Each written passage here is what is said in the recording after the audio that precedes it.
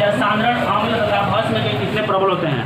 कौन सा अम्ल कितना प्रबल है और कौन सा भस्म कितने प्रबल है, उन दोनों को जानने के लिए आइए पीएच मान के माध्यम से समझते हैं हम लोग। हाँ देखिए, ये पीएच है, पीएच स्केल है।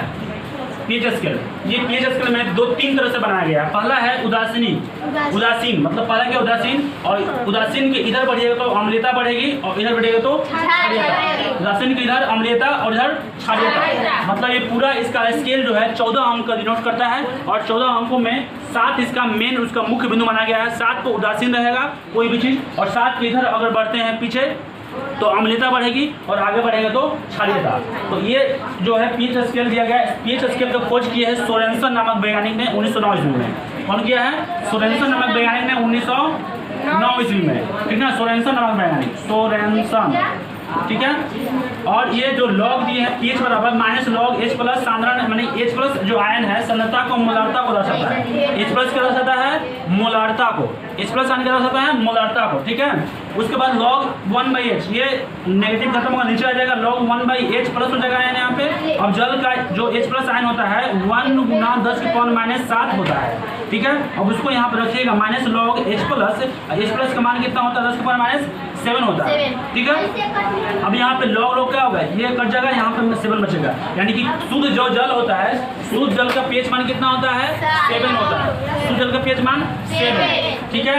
तो 7 क्या होगा? ये उदासीन है। जल कैसा होता है? उदासीन होता है, ठीक है। उसी तरह से नींबू क्या होता है? नींबू का जो रस होता है, नींबू का pH मान कितना होता है? नींबू का होता है 2.5, जो कि इधर होता है काफ़ी स्ट्रॉन्ग क्षारीय होता है। उसके बाद अमाशय रस, हमारा जो पेट में अमाशय रस होता है HCl, वो भी काफ़ी स्ट्रॉन्ग होता है, उसका 1 होता है। pH मान कितना होता है? 1 होता है, ठीक है। और फिर सिरका है, सिरका का pH मान कितना होता है? 3। सिरका का pH मान 3, ये भी स्ट्रॉन्ग होता है। उसके बाद टमाटर 4.1, उसके बाद पसीना 4.5, पसीना भी अम्लीय होता है। पसीना कभी चाट के देखना, सब कैसा लगेगा? क्या करेगा? आता है कभी मान लीजिए कभी काम कर रहे हैं, मेहनत कर रहे हैं, पढ़ रहे हैं और पढ़ते पढ़ते खुद लाइन कट गया तो पसीना गिरेगा ना, तो पसीना कभी आगे टपका तो मुंह में आ जाता, कैसा लगता है? हल्का खड़ा लगेगा। तो क्या होता है? पसीना भी क्या होता है? अम्लीयता होता है ना। और जो अम्ल वर्षा होता है, अम्ल वर्षा वो कितना होता है? 5.6 होता है। और पेशाब जो है 6 होता है, उसका भी वो भी अम्ल होता है।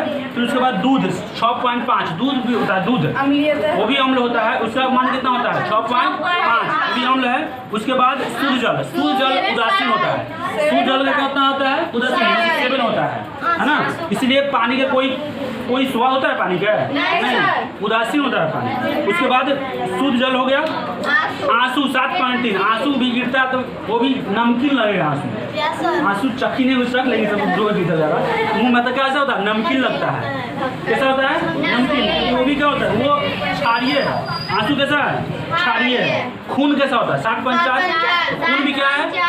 खून भी नमकीन लगेगा, है ना। खून भी क्या होगा? नमकीन लगेगा, क्योंकि वो भी क्या है? क्षारीय है। पीतरस, जो पीतरस होता है वो भी क्षारीय होता है। 7.5 से लेकर 8.8 तक होता है। ये भी क्या होता है? क्षारीय होता है। फिर चुना जल 11 होता है। चुना जल ये सबसे ज़्यादा क्षारीय होता है, चुना जल, ठीक है। Yes sir. चलिए, इस तरह से ये आपका pH मान हो गया। उसके बाद देखिए दैनिक जीवन में pH का महत्व क्या होता है, उसके बारे में जानते हैं हम लोग। दैनिक जीवन होता है, उस दैनिक जीवन है उसमें बहुत सारा pH का महत्व है, उस सभी के बारे में समझते हैं बारी बारी से। देखिए पहला क्या है? पाचन तंत्र में pH का महत्व है। पाचन तंत्र जो होता है, पाचन तंत्र में pH का महत्व कितना होता है उसके बारे में समझते हैं पहले, ठीक है। जैसे मैं खाना खाने के बाद जैसे ही अंदर जाता है भोजन, तो उसके बाद उल्टी वगैरह होता है, तुम खट्टा निकलता है। तो खट्टा होता क्या है? pH मान, ये हाइड्रोक्लोरिक अम्ल होता है। जैसे ही भोजन अंदर जाता है उसमें हाइड्रोक्लोरिक अम्ल का होता है, मिला दिया जाता है पूरी तरह से, और मिलाने के बाद वो पूरी तरह से अम्लीय होता है। और कुछ समय बाद, मतलब अगर अम्ल बढ़ गया, जो अम्लता नियम अगर सेम है तो कोई दिक्कत नहीं, बहुत ज़्यादा बढ़ जाता है तो क्या होता है? पेट में एसिडिटी हो जाती है या फिर गैस हो जाता है। और उसको ख़त्म करने के लिए एंटासिड या फिर मिल्क ऑफ मैग्नीशिया का प्रयोग किया जाता है।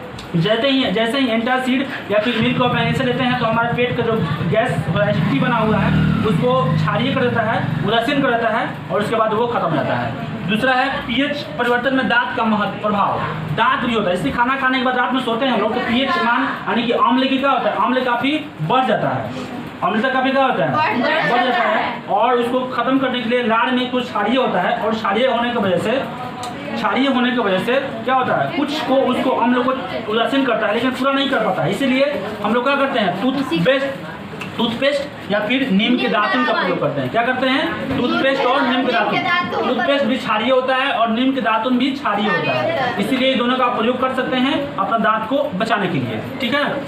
उसके बाद है तीसरा, थकान के समय शरीर के मांसपेशियों में अम्लीयता की उत्पत्ति। जब हम लोग काम बहुत ज़्यादा कर लेते हैं तो हमारा मांसपेशियाँ क्या होती है, टाइट हो जाती है और लैक्टिक अम्ल जमा रहता है। उस लैक्टिक अम्ल की वजह से हमारा शरीर का जो मांसपेशियाँ होती है कभी टाइट हो जाती है और टाइट होने की वजह से शरीर में दर्द होने लगता है, पेन होने लगता है ना। इस तरह से ये लैक्टिक अम्ल की वजह से हमारे शरीर में क्या होती है, थकान आती है। एक लैक्टिक अम्ल को खत्म करने के लिए एक दवा आता है, इंजेक्शन, वो ले लोगे, उसके बाद दौड़ते रहो, कोई थकान नहीं होगी कुछ समय के लिए, है ना, क्योंकि लैक्टिक अम्ल बनने ही नहीं देगा। तो इसीलिए जो इंजेक्शन लगा देता है आदमी तो खूब दौड़ता है तेजी से, क्योंकि उसको पता नहीं चलता है दर्द क्या है। अगला चौथा है, अम्ल के प्रयोग से बर्तनों के धब्बों को दूर करना। बर्तन का धब्बा किसके वजह से होता है, ये CuO, है ना, कैल्शियम कॉपर ऑक्साइड के कारण क्या होता है, बर्तन में धब्बा पड़ जाता है। और उस धब्बा को खत्म करने के बाद नींबू रस को निचोड़ करके उस पर डालते हैं तो क्या होता है, उसका धब्बा खत्म हो जाता है और खत्म होने के साथ ही वो जो है बर्तन चमचम है ना। उसके बाद है चौथा, अम्ल के प्रयोग से ये हो गया। पांचवा, मिट्टी का pH मान। मिट्टी का pH मान कितना होता है, 7 होता है। मिट्टी भी उदासीन होता है, लेकिन कभी कभी क्या होता है, कहीं कहीं का मिट्टी बहुत जो है अम्लीयता हो जाता है, तो वहाँ के पौधे नहीं बढ़ पाते हैं। पौधे क्या होते हैं, नहीं बढ़ते हैं, और पौधे नहीं बढ़ने के कारण क्या होगा, हम लोग सोचने पड़ जाते हैं कि पौधा क्यों नहीं बढ़ रहा है। तो वहाँ पे क्या करते हैं हम लोग, उसका ख़त्म करने के लिए CaCO3 यानी कैल्शियम कार्बोनेट मिलाते हैं, या भाखड़ा चूना, या जो चूना मिलाते हैं। चूना मिलाने के साथ ही क्या होता है, वह उसका जो मिट्टी का अम्लीय है वो pH में बदल जाता है। अम्लीय क्या होता है, pH में अम्लीय जो है उदासीन में हो जाता है, अम्ल जो है उदासीन हो जाता है, और उदासीन होने के बाद पौधे का ग्रोथ बढ़ जाता है, पौधा हरियाली क्या होता है, बढ़ने लगता है। तो ये है मिट्टी का pH मान का महत्व। ठीक है। छठा है, pH और जलीय जीव। pH और जलीय जीव, कभी कभी देखो समुद्र या फिर तालाब में pH मान माने कि जो अम्लीय वर्षा होने के कारण उसका पानी पूरा अम्लीयता हो जाता है, अम्लीय हो जाता है, और अम्लीय होने के कारण उसका जो है वहाँ जलीय जो जीव होते हैं वो मरने लगते हैं। जलीय जीव क्या होते हैं, मरने लगते हैं, और उस मरने के कारण उसमें फिर हम लोग क्या करते हैं, क्षारीय मिलाते हैं। क्षारीय मिलाते हैं ना, क्षारीय मिलाएंगे जैसे ही क्षारीय मिलाएंगे फिर वो उसका उदासीन हो जाएगा जल का पानी, जो तालाब का पानी, जिसके वजह से वह जो जलीय जीव होता है वहाँ पर रह रहे होते हैं, उन लोगों का फिर जीवन क्या होता है, सही ढंग से चलने लगता है। लेकिन अम्लीय होगा तो क्या होगा, जलीय जीव सब मर जाता है। और छठा है, प्रकृति द्वारा उदासीनीकरण की, छठवां, प्रकृति द्वारा उदासीनीकरण की व्यवस्था।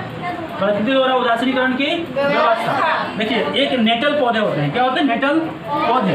ये नेटल पौधे में 2 तरह के पौधे होते हैं। एक जो नेटल पौधे होते हैं उसमें है बिच्छुती या उरपुष्टि बोला जाता है। नाम क्या है, बिच्छुती या उरपुष्टि।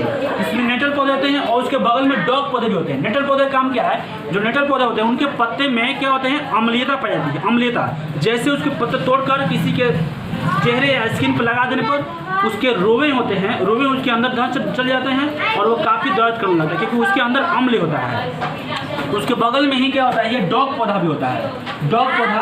और डॉग पौधा होने के कारण ये डॉग पौधा में क्षारीयता होता है, उसके पत्ते तोड़िए और जहाँ पे लगाए थे अम्लीयता वाला पौधा पत्ता, वहीं पे क्या लगा दीजिए, डॉग पौधे का पत्ता लगा दीजिए, और साथ ही क्या हो जाएगा, उसको अम्ल और क्षार मिलेगा तो क्या हो जाएगा, न्यूट्रल कर देगा, यानी कि उदासीन कर देगा, और वह दर्द खत्म हो जाता है। वो हगुआत जो रहा था, पूरा खुजली हो रहा था, पूरा खुजली खत्म हो जाएगा। चलिए, इस वीडियो में आप लोग समझ गए होंगे क्या ये pH और pH का महत्व है।